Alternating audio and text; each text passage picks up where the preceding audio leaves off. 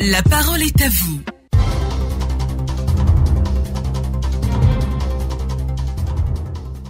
Mesdames, Messieurs, bonjour. Heureux de vous retrouver pour ce quart d'heure d'échange en ce début donc de semaine. Prévention contre l'épidémie de la fièvre Lassa. Le ministère de la Santé passe à l'offensive à travers l'Institut national d'hygiène publique qui vient de lancer une campagne de sensibilisation et de dératisation. Mais quel engagement citoyen des populations elles-mêmes pour faire face à cette maladie qui sévit déjà au Libéria, au Nigeria et au Ghana. Deux numéros pour prendre part au débat, le 20-21 44-48 ou le 20-24 27-87. Valentin Kwasi vous attend au bout du fil, un consultant dans cette émission, Dr Fofana Diakaridja, entomologiste médical, chef de service à lutte anti-vectorielle à l'INHP, l'Institut national d'hygiène publique. Mais avant tout ceci, un tour sur notre page Facebook avec Blaise Kwasi qui dit ceci: l'hygiène est d'abord individuelle avant d'être collective. Chacun dans son environnement immédiat doit observer les règles de propriété. Pour le cas d'espèce, je souhaite que le ministère de la Santé fasse une campagne de sensibilisation à grande échelle. Dans nos villes et villages, aucun lieu ne doit être négligé. Établissements primaires, secondaires, universitaires, marchés, maquis, avec pour support la radio et la télé. On retrouve au standard Soa Dominique qui est à Kounfao. Bonjour Dominique. Bonjour M. Bakayeko. Alors, on peut éviter la maladie, c'est votre conviction?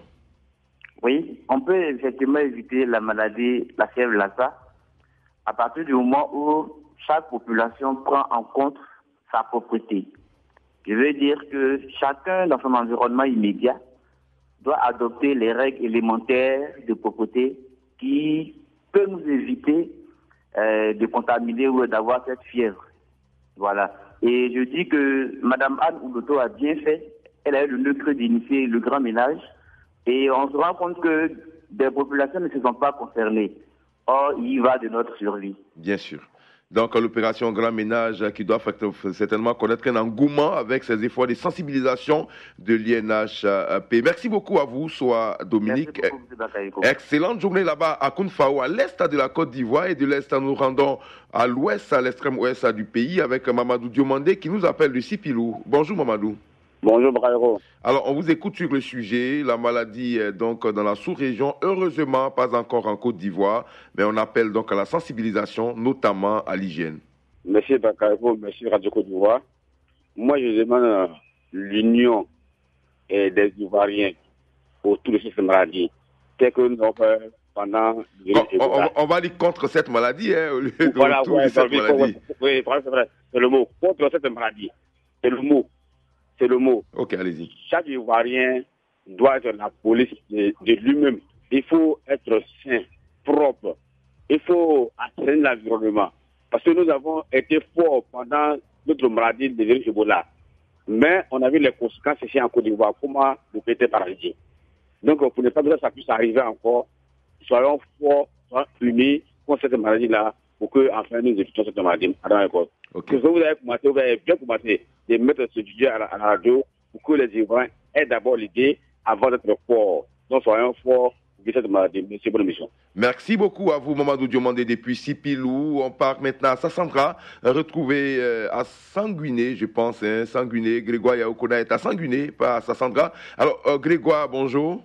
Oui, bonjour monsieur Adamon Bakayoko. Alors, on vous écoute sur le sujet, la fièvre de Lassa. Il faut lutter contre les souris et les rats. Ce sont ces animaux-là qui transmettent la maladie à l'homme. Oui. Monsieur Adamon, il faut dire que depuis longtemps, ce sont ces petits animaux-là qui vivent avec la population. Mais l'hygiène elle-même fait partie du quotidien de la population. Les gens n'acceptent pas à ce que les rats et les souris vivent dans leur maison. Donc moi, c'est le nom même de la fièvre-là. Je me demande où est-ce qu'elle a été découverte. Au Nigeria, Lassa est une localité dans le nord-est du Nigeria, je pense. Et c'est cette localité, c'est là-bas que la maladie a été découverte. Et c'est dans les années 60, si mes souvenirs sont bons. Et c'est une fièvre qui a ressurgi récemment. Et donc, le nom Lassa provient de cette localité-là du Nigeria. Oui, voilà. Donc, je me dis comme ça que cette maladie-là doit porter peut-être un autre nom que de porter le nom. Par exemple, on fait le paludisme. le paludisme ne vient pas d'une localité. C'est une maladie qui est connue dans les zones tropicales. Donc bon, cette fièvre-là, moi je me pose bien la question, est-ce que ce sont vraiment ces souris et rats là qui sont à l'origine? Puisque nous, ces petits animaux-là étaient avec nous depuis longtemps, mais on n'avait jamais connu ça. Donc moi je pense que c'est dans ces zones-là que cette maladie-là s'est vue, quoi. Oui, mais vu que l'homme aussi, quand l'homme a cela de la souris, l'homme peut transmettre la maladie aussi à l'homme. Donc, du coup, si quelqu'un est contaminé par la fièvre de Lassa, qu'elle vient en Côte d'Ivoire, il faut aussi s'en méfier. Voilà. Mais je crois que notre consultant est en ligne, hein, il écoute tout ce que nous disons. Il aura certainement des réponses pour vous, monsieur Grégoire Yaokona, depuis Sanguiné. Ok, c'est compris. Merci. Non, bon, oui, ok, merci beaucoup, M. Adama. Excellente journée à vous là-bas. On retrouve ici à Abidjan Emmanuel Orso, il est à Trècheville. Bonjour Emmanuel. Bonjour M. Adama Bakayugo. Alors, on vous écoute, hein, Emmanuel Orso, vous qui êtes dans la commune de Trècheville qui a d'ailleurs abrité récemment une campagne de sensibilisation, et vous avez que 2 mots à la bouche, il faut sensibiliser et dératiser. Ouais, moi je voulais qu'on y va du pair, parce que la sensibilisation a été déjà faite plusieurs fois. Donc moi je pense que, moi je me rappelle avant, les étudiants venaient dans les cours communes, venaient dans les quartiers et puis ils pulvérisaient des choses. Parfois même il y avait des hélicos qui se baladaient en haut. En tout cas ils travaillaient. Mais depuis longtemps je ne vois plus ce que font les étudiants. J'adore Bakayoko, si on doit faire le concours de rails et souris, je crois que notre commune doit être parmi les 5 premiers parce qu'il y en a tellement. Malgré que vous dites aux servantes de ne pas laisser de repas dans la cuisine, mais vous en trouverez toujours. Parce que tant qu'il y a à manger, les souris vont venir. Mais si vous êtes propre, qu'il n'y a rien, les souris vont passer et puis vont repartir d'où ils viennent. Je crois que c'est ce qu'il faut faire comme sensibilisation au niveau de la population. Okay. Mais finalement, on en parle, mais bon, on est victime. D'accord. Il ne faut pas oublier à Bakayoko que les souris à sauver l'humanité parce que c'est par les souris qu'on fait beaucoup d'expériences, beaucoup de choses. Donc, voyez-vous un peu, les visions sont un peu ambivalentes. Ok. Qu'il faut voir. Merci beaucoup, Emmanuel Orso, là-bas à Trècheville. Un tour rapide sur notre page en Facebook avec Fama Doumbia, pour qui le problème est simple, à mon avis. S'il existe un produit efficace contre ces souris, qu'on le mette sur le marché.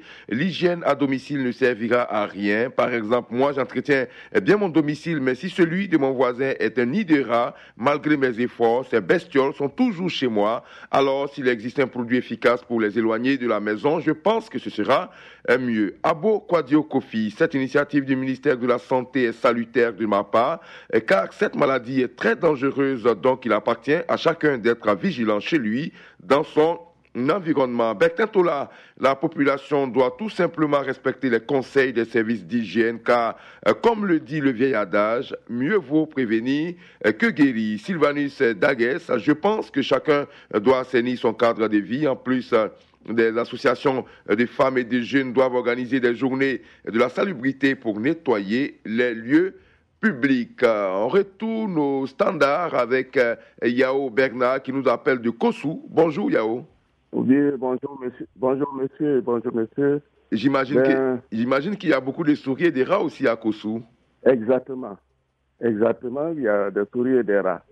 Depuis longtemps, nous vivons avec ces souris et c'est maintenant que nous découvrons qu'ils apportent des maladies. C'est pourquoi moi, la sensibilisation d'abord, mais la dératisation, là, nous devons beaucoup attacher à ça. Okay.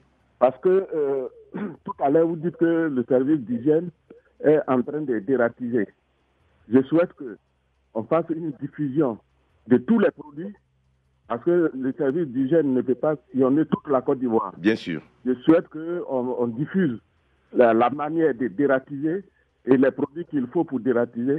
À ce point-là, on pourra vaincre les souris. Ok. Merci. Il sera en ligne tout à l'heure, hein, notre consultant docteur Fofana Diakaridja. Il va donc vous donner de plus amples informations. Merci beaucoup à vous, Yao Bernard. Et puis, Kossou, rendons-nous maintenant à Lakota avec Florentin Kwaku. Bonjour, Florentin. Oui, bonjour, Adama Bakago. Merci donc de nous suivre depuis Lakota. Et pour vous, il faut tout simplement respecter les règles d'hygiène. Oui. Selon moi, d'abord, je dis merci déjà au gouvernement qui pense toujours au bien-être de la population. Et donc, face à cette situation, pour moi, ce qu'il faut faire comme action citoyenne pour la population, c'est de respecter scrupuleusement les règles d'hygiène indiquées par le ministre de la Santé. Ensuite, nous aussi, comme population, si chacun est respecté, je crois qu'on doit sensibiliser tous ceux qui sont autour de nous pour leur montrer le bien fondé de l'action de Madame le ministre. Voilà ce que je peux proposer. Ok. C'est de toujours amplifier tout ce qui est comme action du gouvernement. Chacun doit être, je peux dire, le gardien de l'autre, oui. Surveiller la santé, surveiller l'environnement de chacun. Et puis bon, je crois que en cela, notre santé sera toujours maintenue. Merci beaucoup à vous. Ce qu'on appelle dans le jargon donc, du ministère de la Santé, une seule santé, tout le monde agit ensemble pour la santé des populations. Merci. On part maintenant à Quibli, retrouver M. Yatana. Bonjour.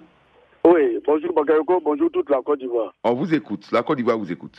Merci. Bon, moi je voudrais que la sensibilisation c'est quelque chose à ne pas négliger, mais il faut passer directement à l'offensive.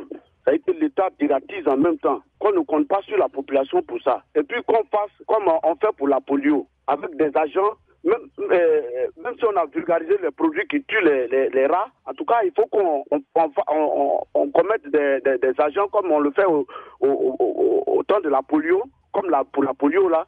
Et puis bon, ceux-là vont passer vraiment partout, dans tous les villages, pour aider maintenant à finaliser le projet. Sinon, si on veut compter sur la population pour le faire, même avec la vulgarisation des produits, les gens ne le feront pas. Et c'est quand il va commencer à avoir des dégâts que maintenant, on va passer à ce qui était bien. Okay. Donc moi, je voudrais vraiment qu'on fasse comme pour la polio. Mais il faut vulgariser les produits qui tuent, quand même, c'est rare. Ok. Voilà. Merci beaucoup à vous, Yatana. Je pense qu'on va maintenant retrouver notre consultant, docteur Fofana Diakaridja. Bonjour, docteur. Bonjour, M. Bakayoko. Docteur Fofana Diakaridja, je rappelle que vous êtes chef des services de lutte contre les maladies donc vectorielles à l'INHP, l'Institut national d'hygiène publique. Vous avez écouté tout à l'heure les auditeurs. D'abord, qu'avez-vous à dire? Effectivement, j'ai suivi avec beaucoup d'intention les auditeurs. Je note que le travail de sensibilisation est déjà en cours. Les populations sont suffisamment informées de ce qui se passe actuellement.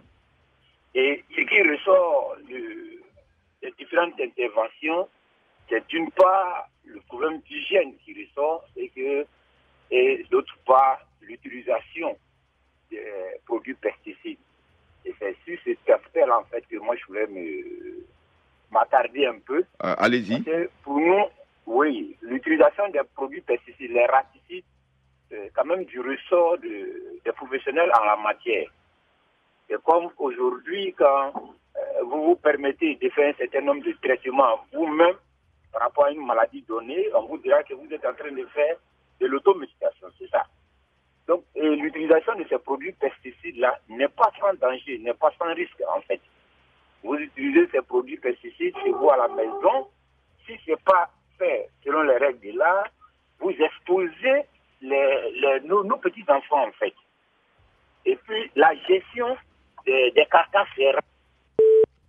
Il nous a quittés pendant qu'il était en train de développer. Valentin Kwasi peut-être va tenter de le rattraper en 2 minutes. Pour l'heure, nous allons faire un tour sur notre page à Facebook avec Sibiri Abdoulaye Soro. Il faut rester très vigilant. Il appartient surtout au gouvernement qui est en charge de la sécurisation de nos frontières, de redoubler également de vigilance tout en menant des actions de sensibilisation pour faire connaître la maladie aux populations et surtout les dangers liés à cette épidémie de la fièvre Lassa. Vassoukou Dosso, en Côte d'Ivoire, la fièvre Lassa pourrait être évitée si la population s'engage à une lutte collective dans les quartiers en nettoyant les égouts des rues et éviter les poubelles pleines dans les différentes cours. Francis Quadio, belle initiative du ministère de la Santé. Pour ma part, le simple geste qui consiste à être propre est la seule voie pour éviter cette épidémie. Il appartient donc à chacun d'être propre dans son environnement. On a un docteur Fofana en ligne. Docteur, heureux de vous retrouver. On va aller rapidement. Il nous reste à peine 2 minutes.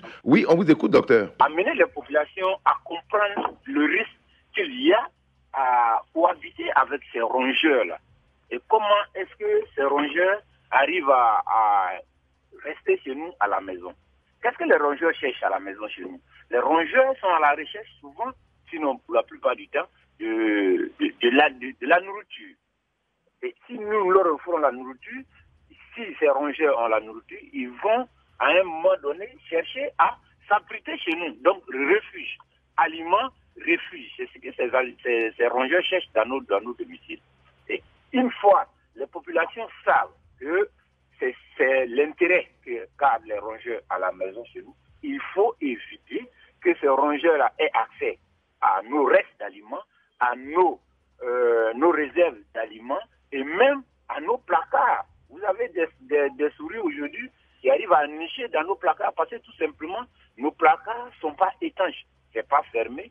Et c'est tous ces conseils-là qu'il faut donner, qu'il faut donner aux populations. Mais une question, une question qui revient, docteur Fofana. Les auditeurs disent que depuis longtemps, il est déjà parti, c'est pas bien grave la communication, beaucoup donc de difficultés avec docteur Fofana. On retient dans l'essentiel que docteur Fofana donc nous invite à être très propre chez nous, éviter de garder donc des restes de nourriture pour ne pas faire courir donc les rats et les souris dans nos différentes maisons. Ainsi donc s'achève la parole est à vous pour aujourd'hui. On sent que vous êtes mobilisés autour donc de la lutte contre la fièvre de Lassa. Il faut être surtout vigilant, être propre chez soi à la maison et ne pas utiliser à tort et à travers les pesticides. Il a dit tout à l'heure, c'est dangereux. Seuls les professionnels peuvent utiliser donc ces raticides. Demain, je serai encore en votre compagnie pour un autre sujet qui vous sera livré aujourd'hui même avant la fin de la journée sur notre page Facebook Radio Côte d'Ivoire.